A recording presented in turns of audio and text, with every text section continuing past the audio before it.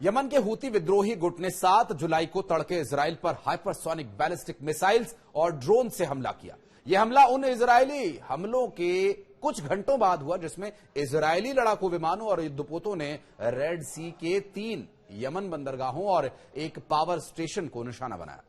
नमस्कार, मैं हूं आशीष त्रिपाठी आपके साथ। और हूती विद्रोही दिन ब दिन ताकतवर होते जा रहे हैं। इसका मुख्य कारण है ईरान, वो तो है ही। अब यमन में भी हूतियों ने घातक हथियारों का निर्माण शुरू कर दिया। इजरायल के रक्षा मंत्री इजरायल कार्ड्स ने हमलों को लेकर के चेतावनी जारी की। कार्ड्स ने कहा कि जैसा कि ईरान को उसके किए की सजा मिली, ऐसे ही हूतियों को भी मिलेगी। जो कोई भी इजरायल के खिलाफ हाथ उठाएगा उसका हाथ काट दिया जाएगा। ये हमले रविवार को लाल सागर में लाइबेरियाई ध्वज वाले जहाज को निशाना बनाए जाने के बाद किया गया। दरअसल यूनान के स्वामित्व वाले बल्क कैरियर जहाज मैजिक सीज पर हमले के लिए तत्काल हूती विद्रोहियों पर संदेह जताया गया। एक सुरक्षा कंपनी के अनुसार जहाज पर पहले छोटे हथियारों और रॉकेट से हमला किया गया, ग्रेनेड से हमला किया गया। हमले के बाद बॉम्ब से लैस ड्रोन नौकाओं ने उसे निशाना बनाया और ईरान से मिली तकनीक और मुख्य कंपोनेंट के आधार पर हूती लगातार हथियार बना रहे हैं। रेड सी क्राइसिस के दौरान अमेरिका और ब्रिटेन दोनों देशों ने इस संगठन की पावर को देखा। अमेरिका ने तो बाद में समझौता भी कर लिया।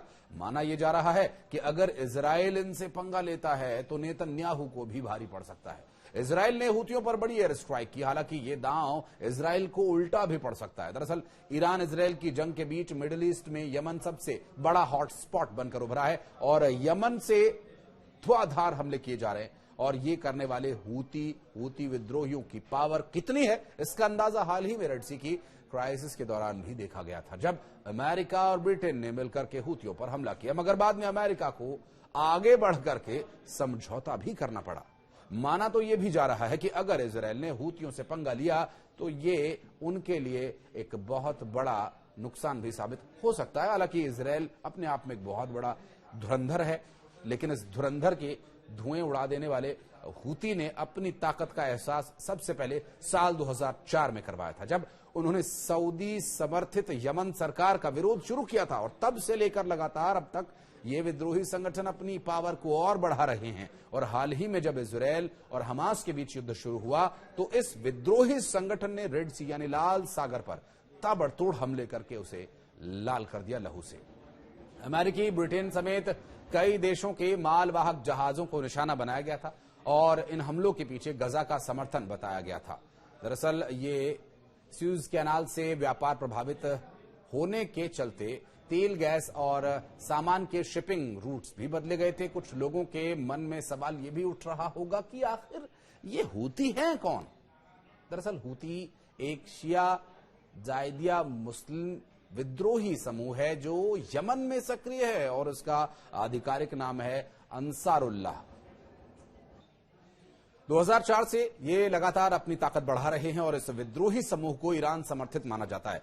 और ऐसा कहा जाता है कि इस विद्रोही संगठन की नींव ही ईरान के समर्थन से पहले पड़ी थी और शिया मुस्लिम कंट्री ही इसे लगातार हथियारों की सप्लाई कर रहा है। और इससे ये न सिर्फ और ताकतवर बने हैं बल्कि किसी भी देश से मुकाबला करने में भी ये सक्षम होते जा रहे हैं, जो कि एक चिंता का कारण है अन्य लोगों के लिए और उन देशों के लिए भी जो इसे आतंकी संगठन मानते हैं।